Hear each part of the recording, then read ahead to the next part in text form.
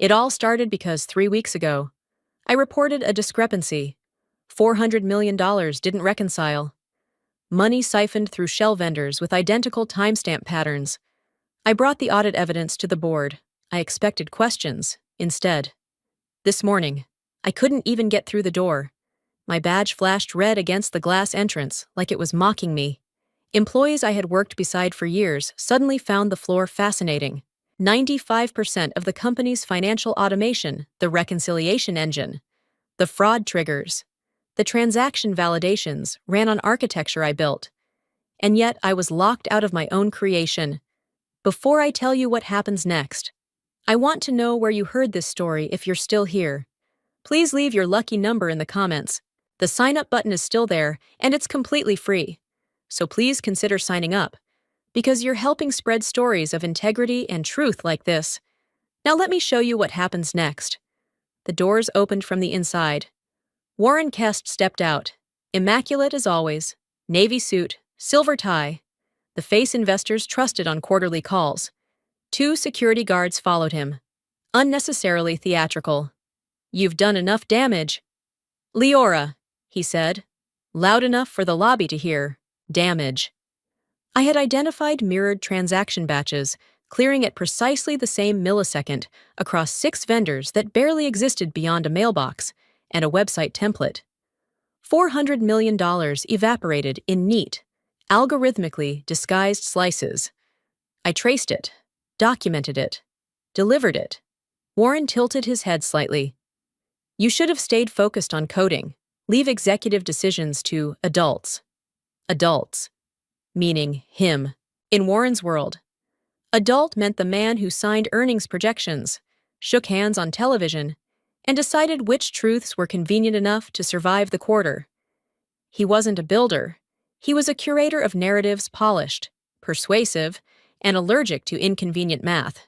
Inside the conference room, legal slid an NDA across the polished table. $10 million penalty if I spoke. Standard procedure. They said. Warren leaned back, satisfied. Sign it and move on. Humiliation is loud, fury. When it matures, is silent. I signed. Then I looked him in the eye and smiled. Enjoy the consequences. He mistook it for surrender. As I walked toward the elevator, my phone vibrated.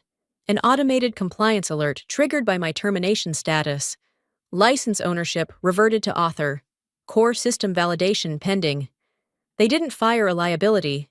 They just disconnected the only person authorized to run their machine. And this is where the real story begins. Some elements you're about to hear have been dramatized, with selective details enhanced through AI to deepen the emotional impact and sharpen the message not to target or represent any specific person or organization. Take what resonates, question what challenges you, and let the rest pass. If tonight isn't your night for heavy truths, get some rest. Take care of yourself, and I'll be right here when you're ready to continue. The erasure began before I even reached the parking lot. By noon, an internal email circulated, company-wide, Leora Grant has been terminated for breach of trust. No explanation, no evidence, just a clean sentence designed to stain everything I had built. My inbox, still accessible for a few suspended minutes, filled with silence disguised as sympathy. No one asked what breach. They already understood the message, stay quiet. Within hours, Warren Kest ordered my name removed from every architectural document tied to the financial automation system.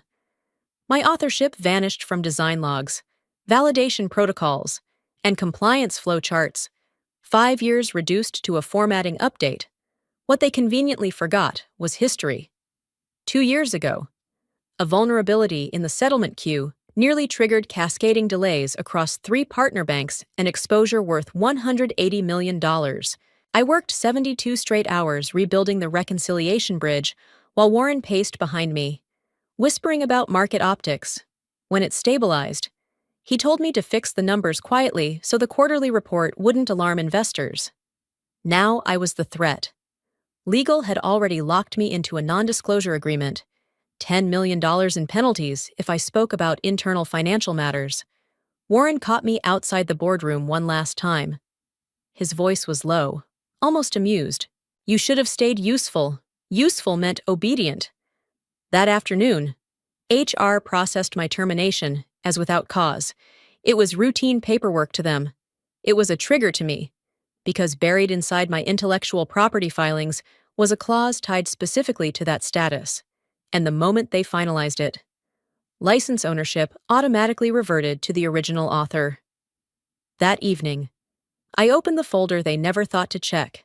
My intellectual property filings were stored off-site, time-stamped, registered, and cross-referenced to the core reconciliation and fraud detection algorithms that powered the company's financial engine. My name wasn't buried in the footnotes. It was listed as sole author. The architecture wasn't just something I built for them. It was licensed to them. And licenses come with conditions. Clause 14. 3 was short and brutally specific, revocable upon wrongful termination, or termination without cause. The system could continue operating only under authorized validation keys issued by the rights holder. Me. They had finalized my termination paperwork at 2:17 that afternoon. At 2:21, I drafted a formal notice to legal, calm, precise. Attached were the IP certificates, the licensing agreement, and the clause highlighted in yellow. I stated that effective immediately, authorization to use my proprietary reconciliation and fraud detection algorithms was withdrawn pending resolution of wrongful termination and reported financial irregularities. I sent it. 10 minutes later, Warren responded through corporate counsel. The message was brief. I was misinterpreting contractual language and attempting to intimidate the company. Internally, he told the executive team I was bluffing. According to him, systems don't collapse because one employee leaves. He was right. Systems collapse because dependencies are ignored. By the next morning, 32% of automated transaction approvals defaulted to manual review. Validation sequences began flagging incomplete authorization chains. Nothing catastrophic, not yet. Just friction, just delay. The kind investors notice when quarterly velocity slows. Warren scheduled an emergency operations call and described it as a temporary recalibration. He assured everyone external vendors were being consulted. At 11:46, my phone buzzed with a market alert. One of our primary partner banks had frozen $50 million in pending transactions, citing authorization discrepancies within automated clearing protocols. They didn't mention my name. They didn't need to, for the first time since the boardroom. I allowed myself a slow breath. This wasn't anger anymore. It was math unfolding exactly as designed. The first tremor didn't look dramatic. It looked inconvenient. The quarterly earnings report, scheduled for release at 9 sharp, was delayed by 18 hours. Officially, it was described as a formatting issue tied to system recalibration. Unofficially, transaction confirmations were bottlenecked in manual review queues because automated validation chains were stalling without full authorization. I watched it unfold from my kitchen table. Warren Kest convened an emergency executive meeting before noon. I knew his tone without hearing it measured. Confident, reassuring. He would have explained that recent technical adjustments required temporary oversight enhancements. He would have reminded them that strong leadership meant adapting quickly. He always preferred narrative over numbers. Pressure, however, doesn't negotiate with narrative. By early afternoon, I made my next move. I organized the documentation I had compiled over the previous 3 weeks, mirrored timestamps. Shell vendor incorporations, cross-border transfers segmented just below audit thresholds. $400 million mapped in structured layers. Clean, methodical, traceable. I sent the full file set to a federal attorney specializing in financial crimes, along with a sworn statement detailing my termination timeline and the license revocation clause. No dramatics, just facts and audit trails. Within the company, Warren escalated differently. He retained an external IT consulting firm to reverse engineer the reconciliation engine. If my authorization had been withdrawn, he would rebuild it, replace it, prove I was irrelevant. I anticipated that response. The architecture wasn't just code. It relied on private validation keys embedded within the authorization matrix cryptographic identifiers linked to my registered license credentials. Without them, replication attempts would trigger incomplete verification cycles. By late evening, I received a discreet update from a former colleague still inside the operations team. The consultants had managed to reconstruct partial processing logic, but automated approvals continued failing integrity checks. They couldn't generate new validation keys without access to the original authorization chain. In other words, they could imitate the structure, but not authenticate it. And authentication is everything in financial systems. 18 hours had already rattled investor confidence. $50 million remained frozen at a partner bank. Now the internal rebuild effort was stalling. The tremor was no longer subtle. It was becoming measurable. And once financial instability becomes measurable, it becomes visible. If you believe sending the documented fraud file to federal authorities and enforcing my license revocation was the right move, drop a 1 in the comments, because speaking up, even here, proves that accountability still matters. 2 days after the earnings delay, the Securities and Exchange Commission issued a formal request for documentation. It wasn't dramatic, no sirens, no headlines, just a precise demand for transaction logs, vendor contracts, and internal authorization records tied to specific clearing batches. The kind of letter that looks polite but carries weight. By then, the $400 million I had traced was no longer a theory. It moved through 6 shell companies incorporated within the same 12-month window, each registered under nominee directors and virtual office addresses. The timestamps were too symmetrical, the transfer intervals too clean. It wasn't sloppy theft. It was engineered. Inside the company, pressure shifted from technical to existential. Board members who once dismissed my report as overinterpretation began asking sharper questions. I heard through a former colleague that emergency subcommittees were forming. Legal was working overtime. Investor relations drafted contingency statements. Warren Kest, however, chose a different approach. He called me directly. His tone was calm, almost warm. "Let's settle this. Leora, there's no reason to escalate misunderstandings. Misunderstandings." He proposed a revised separation agreement, financial compensation, in exchange for reaffirming the non-disclosure terms and retracting what he described as speculative fraud interpretations. He framed it as mutual protection, reputation management, closure. I listened without interrupting. Then I declined. I reported what the data showed. I told him, "That hasn't changed." Silence stretched between us, tighter than before, for the first time. He sounded less certain. "You're making this bigger than it needs to be." No, I thought. It was already big. I had just refused to shrink it. After we ended the call, I forwarded the SEC request acknowledgement to my attorney and documented the conversation in writing. Escalation requires structure.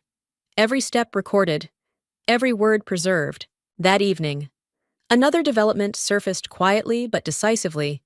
An internal accounting manager submitted a formal whistleblower complaint, referencing irregular vendor authorizations and pressure to bypass secondary verification. The investigation was no longer anchored to my report alone. It had grown a second voice. He filed a civil complaint, accusing me of violating the non-disclosure agreement, claiming I had disclosed confidential financial information in a way that harmed the company's reputation. The language was aggressive breach of contract, reputational sabotage, intentional interference. It was designed to intimidate, not to win. I had anticipated that move. The NDA they forced across the table included a fraud exception clause, buried, but enforceable. Confidentiality does not apply to documented evidence of criminal activity reported to regulatory authorities.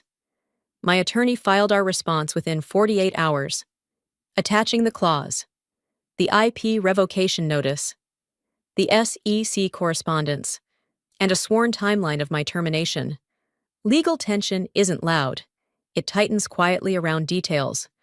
Warren's team requested an emergency injunction to silence me publicly, arguing irreparable harm. In court, Their counsel described me as a disgruntled former employee misusing technical leverage. My attorney responded with audit trails and timestamps. Facts don't raise their voices. The judge denied the gag order. The decision was procedural, not dramatic, but it shifted the balance. I wasn't legally restrained from cooperating with investigators or responding to regulatory inquiries. The courtroom air changed. So did the narrative. Within days, financial journalists began asking sharper questions. Why had quarterly reporting been delayed? Why were automated transaction systems under recalibration? Why were partner banks freezing funds? The phrase 400 million discrepancy appeared in a trade publication for the first time. Warren issued a carefully worded statement about ongoing reviews and operational upgrades. He emphasized stability. He emphasized leadership. Pressure, however, kept accumulating. Late Thursday afternoon, I received a call from a contact still inside the company, Warren's chief financial officer assistant. His right hand in vendor approvals and settlement scheduling had not shown up for work.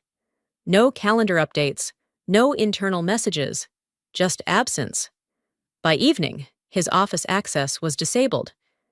The investigation had moved closer to the center, and someone inside had decided proximity was suddenly dangerous, within 48 hours of the whistleblower filing becoming public. The company's stock dropped 38%. Not a slow bleed, a sharp, vertical fall that erased billions in market value before lunch on the second day. Financial analysts shifted their language from temporary disruption to material risk exposure. The tone changed everywhere. Investors demanded an emergency board meeting. I wasn't inside that room, but I knew the choreography. PowerPoint slides, damage projections, liquidity assessments. Warren Kest standing at the head of the table, calm as ever, calling it a technical anomaly amplified by media speculation. He would have emphasized system recalibration, temporary freezes, compliance cooperation. He always preferred the word anomaly. It sounds accidental. Money doesn't respond to euphemisms. By the end of the week, I received a formal notice to appear as a witness before a regulatory review panel, not as an accused employee, not as a disgruntled former architect, as a material witness in an inquiry into financial irregularities and executive oversight. The shift was subtle but decisive. When I walked into the hearing room, cameras waited outside. Inside, it was quieter legal pads, digital recorders, neutral expressions. I presented the audit trail exactly as I had compiled it: timestamp symmetry, vendor layering, authorization overrides, no theatrics, just sequence. Warren testified later that afternoon. He repeated his position: no fraud. Only system inconsistencies compounded by my unauthorized license interference. He described the fund transfers as liquidity management maneuvers misinterpreted by someone outside executive context. Then counsel for the investigators introduced an internal email, projected on a screen behind him. Sender Warren Kest. Subject line: audit timing. The message was brief. Move funds before audit cycle. Keep variance below threshold. The room changed. Warren attempted to contextualize it: cash flow alignment, routine treasury adjustment. But the phrasing was plain. The timestamp aligned precisely with the shell vendor transfers I had mapped. Public unraveling doesn't roar. It tightens. By closing bell that afternoon, the stock dipped another 6%. News outlets shifted from speculation to scrutiny. Commentators used a different word, now exposure. For the first time since the lobby doors locked me out, I saw uncertainty in Warren's posture. Markets had reacted. Now they were recalculating leadership. The morning agents entered headquarters. There were no flashing lights, just credentials presented at reception and controlled access to executive floors. By midday, word had spread through every department. Desks were quiet. Conversations shortened. Servers were mirrored for forensic imaging. Warren Kest was escorted into a private conference room with investigators. No cameras inside, but the symbolism traveled fast. The same man who once stood at the center of earnings calls now answered direct questions under recorded examination. I was called later that afternoon. Calm dominance isn't loud, It's structured. I presented the flow diagram I had built weeks earlier, layered transfers routed through 6 shell vendors. Authorization overrides aligned within identical timestamp clusters. Variance thresholds calibrated to remain just beneath internal audit triggers. I explained the reconciliation logic, how validation keys authenticated transaction legitimacy, and how manual overrides created traceable anomalies. No adjectives, just mechanics. The agents asked precise questions. I responded with documentation exported logs, IP registration certificates, termination timeline, license revocation notice. Each piece fit chronologically. Each timestamp reinforced the last. Across the room, members of the board sat rigid. These were the same individuals who dismissed my initial report as overanalysis. Now they were confronted with structured evidence showing executive authorization intersecting with fund displacement patterns. For the first time, I saw recognition replace skepticism. They had defended the wrong person. Warren maintained composure during his session. He characterized the transfers as strategic liquidity redistribution, insisted all approvals fell within executive discretion, and implied my system intervention destabilized internal processes. He spoke fluently, confidently, but confidence shifts when confronted with sequencing. Agents presented the internal email already surfaced in the regulatory hearing. They paired it with access logs showing override approvals within minutes of that instruction. The alignment narrowed interpretation late in the day. Another development surfaced. One board member previously vocal in protecting Warren was questioned separately regarding prior awareness of vendor anomalies and delayed audit escalation. Internal communications indicated he had received summary flags weeks earlier and chose not to elevate them. By evening, news outlets confirmed not only federal inquiry into the company, but review of potential concealment at the board level. This was no longer about operational irregularity. It was about governance failure. And for the first time, I wasn't defending data. I was watching accountability expand outward. The fall didn't happen in a single moment. It happened in a sequence. First came the announcement Warren Kest had voluntarily resigned to focus on personal matters. No one believed the phrasing. Markets translated it immediately, within hours. Regulatory filings confirmed federal asset preservation measures. His personal accounts were frozen pending investigation, bonuses deferred, equity holdings restricted.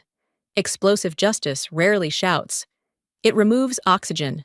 The board issued a public statement acknowledging leadership failures and insufficient oversight. They apologized to shareholders for their reporting delays, the liquidity disruptions, the erosion of trust. The language was careful, but the shift was unmistakable. The same board that once dismissed my findings now admitted structural breakdown. I watched the press conference from my living room. Warren did not appear. By the end of the week, interim executives were installed, and a compliance task force was formed. The company's stock stabilized, not recovered, but steadied once investors saw leadership change. Accountability, even partial, restores some confidence. Then my phone rang. The board chair requested a meeting. We sat across from each other in a neutral conference suite. No cameras, no tension theatrics. He thanked me for my integrity and acknowledged that my documentation had prevented further exposure. Then he made the offer directly Chief Technology Officer. Full authority over financial systems, oversight over compliance architecture, a public reinstatement framed as strategic renewal. It was generous. It was strategic. It was late. I listened carefully, because calm decisions require clarity. Returning would mean rebuilding inside the same walls where silence had once been demanded. It would mean trusting a governance structure that only shifted when pressure became unavoidable. Justice had already unfolded. I declined. Not angrily, not dramatically, just firmly. I did what I was supposed to do. I told him. That doesn't require a title. As I walked out, I realized something unexpected. They thought reinstating me would complete the narrative, but my absence was the final consequence. 3 months after Warren's resignation, I incorporated my own firm specializing in fraud compliance architecture and forensic audit design. Companies don't hire me for optimism. They hire me to test their systems the way regulators will. I build validation structures that assume human weakness and executive ambition. It's cleaner that way. Federal prosecutors eventually filed formal charges against Warren Kest wire fraud, securities fraud, conspiracy tied to concealed vendor transfers. The language was clinical, but the implications were not.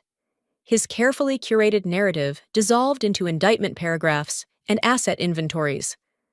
The $400 million was never just money.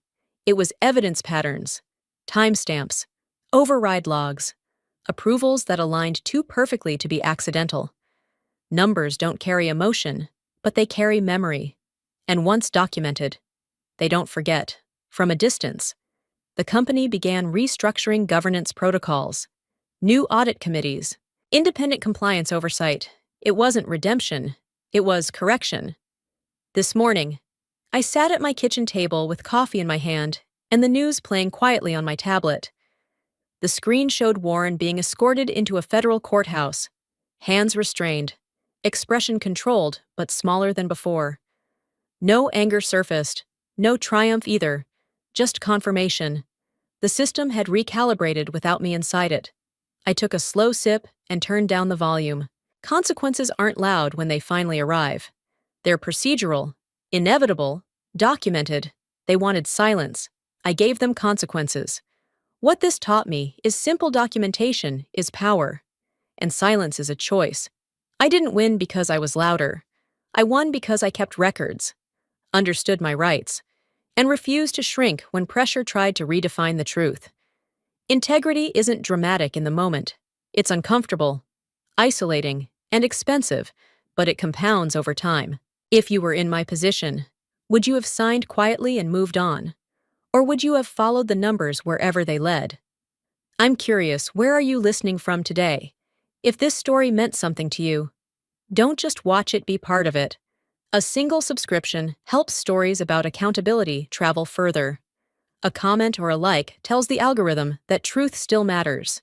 And sharing this video might give someone else the courage to document, to question, to stand firm. Sometimes being a hero starts with pressing one small button.